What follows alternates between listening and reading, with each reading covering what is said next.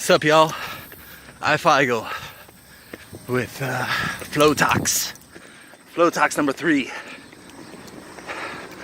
Just thinking about today on Twitter, seeing Kanye is up and tweeting again, talking about his contracts with Universal Group and Sony and how he needs to own his masters, which he does. I'm surprised he doesn't already.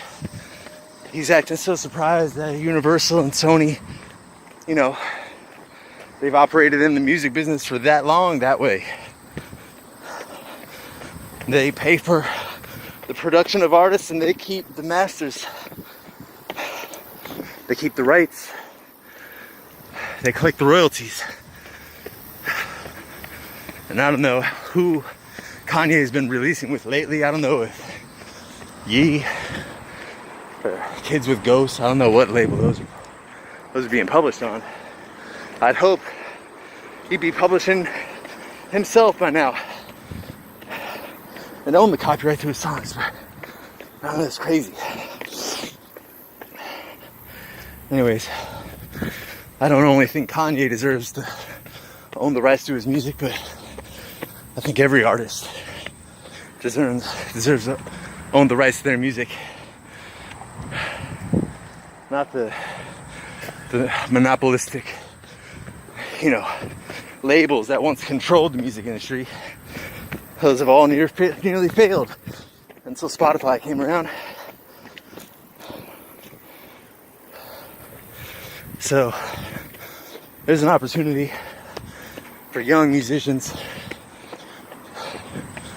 to use the tools of the internet to publish their own music, own it, own the copyright, control how it's disseminated, to give them, money in the long run. You got assets that are just making money for you. You got your songs that just make money for you. And I'm really surprised Kanye doesn't have that. But I say go, Kanye, go. Except for running for the president, I'll just stick with music. But I've just recently started listening to Kanye's music, Ye's music,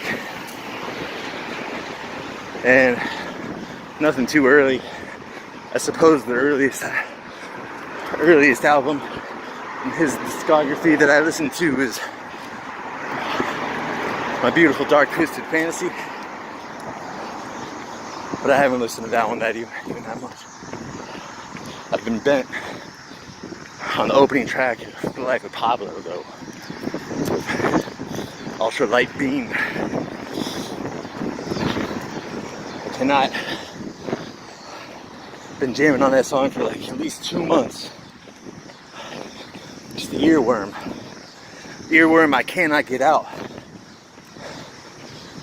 And it's very profound. It's pretty much a gospel song, singing of the light of Jesus Christ. But I think the metaphor for the light can be it's much more expansive and effective than the metaphor of Jesus Christ. We don't need Jesus, we already got the light. Anyways, I was here at this park. We're here at Horner Park again today. Running through. But about 2 weeks ago, on a Sunday night, around 7 p.m., I ate some mushrooms, and I came to this park, and I just laid back on that hill over there. You see that hill? I laid back on the top of that hill. And to be honest, I was scared. I was scared to look up in the sky, tripping on mushrooms. I didn't know what I was going to see. All talk of UFOs, I was just praying. Just like, oh, please don't have me see a UFO while I'm tripping right now. So I was all afraid to look up in the sky. And finally, I thought to myself, I gotta look up. I gotta address my creator. So I addressed the force right up there. And so I laid back, I looked up, and I just got locked in. I got locked in with this ultra light beam.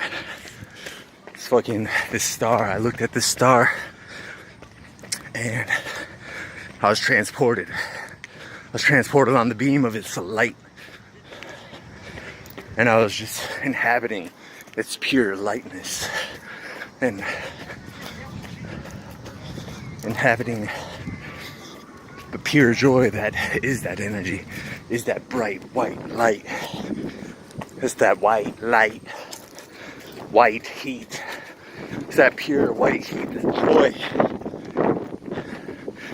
And it came at me. I went to it. Actually, it took me through. And I don't know if it was because I've been listening to Kanye's song Ultra Light Beam. I don't know if it was because I'd taken like 2 grams of psilocybin mushrooms. There could be many causes for this particular incident, this particular feeling. So I basked in it. Basked in that light. It's an out-of-body experience. Transported on an ultra light beam.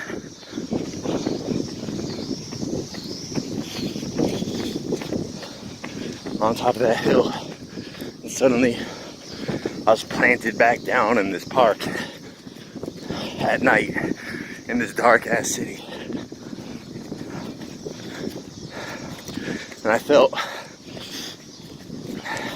like I had left the safe haven of the light and entered this dark world where both the light and the dark exist inside each and every one of us. We're conflicted with those two dueling forces, and we're confused. We can inflate them and mix them up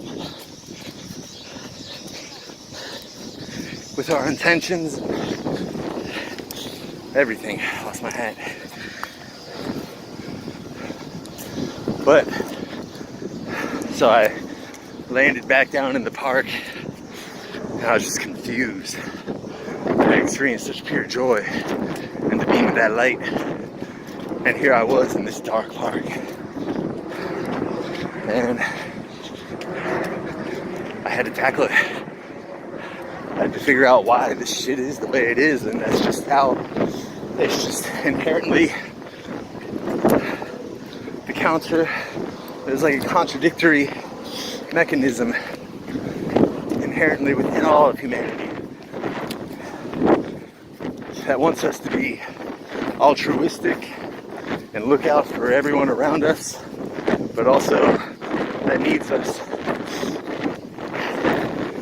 to be prideful and to be looking out and independent and looking out strictly for ourselves.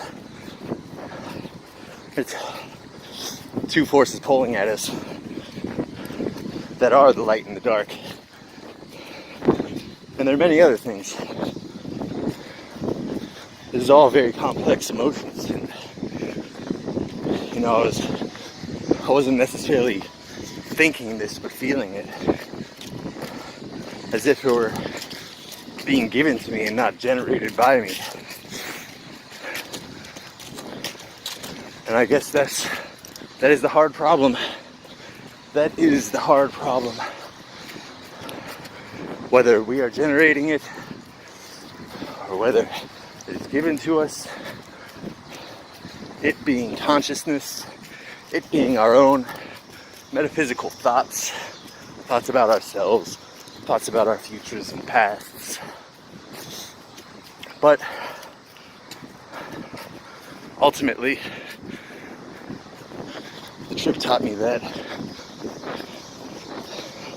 as long as you bring the light into the dark places,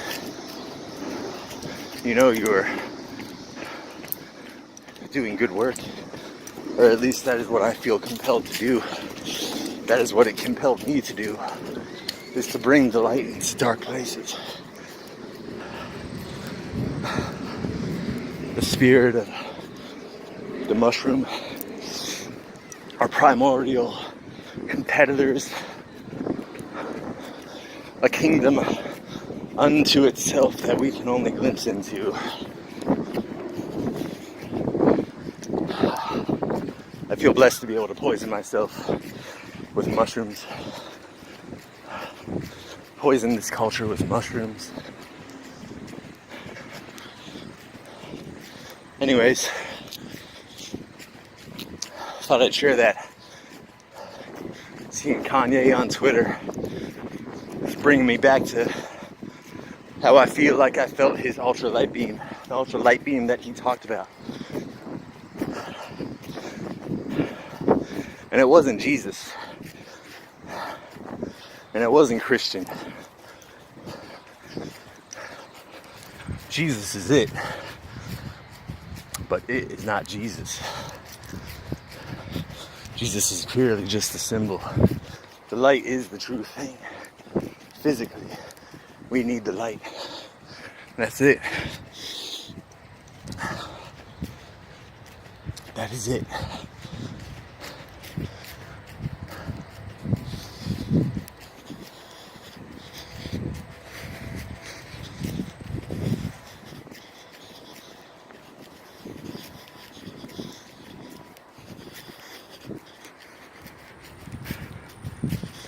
Well, I'm running out of storage on my phone again. I think I'm gonna end it at that. If you guys have any questions or comments, hit me up in the comments below or on Twitter at I_F as in Frank, EIGLE, ifeigle. Anyways, talk to you guys later. Thanks for watching. Be the light. Oh yeah, I wanted to talk about the light and how it might relate to Plato's cave, and how if we're the ones exposing the light, aren't we the ones casting the shadows? Anyways, maybe I can think more about that one. ifeigle. FLOWTOX number 3. The end.